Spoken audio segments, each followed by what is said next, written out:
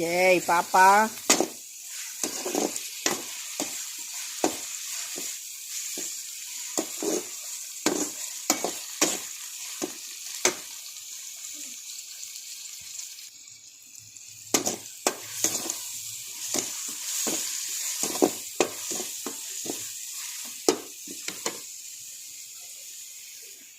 முருங்கைக்காவை boil பண்ணி தனியாக தோல் எடுத்துருக்கு.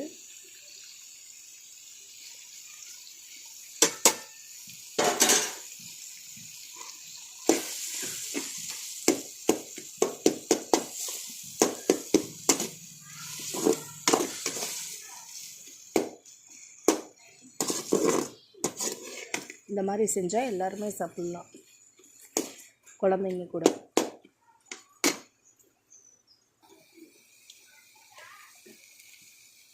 இதுக்கு வந்துட்டு குழம்பு மிளகாய் தூள், மஞ்சத்தூள், மிளகாத்தூள்,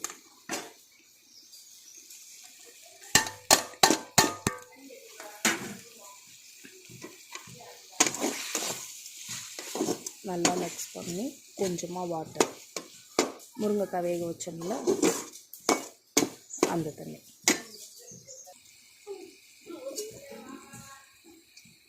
பாயில் பண்ண வாட்டர்,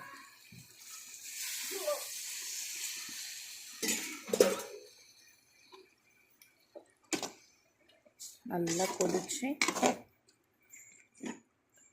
இறக்க போகிற நேரத்தில் பெருங்காயத்தூள், கருவேப்பிலை போடணும்.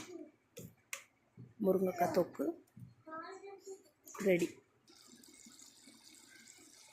முருங்கைக்காய் தொக்கு ரெடி.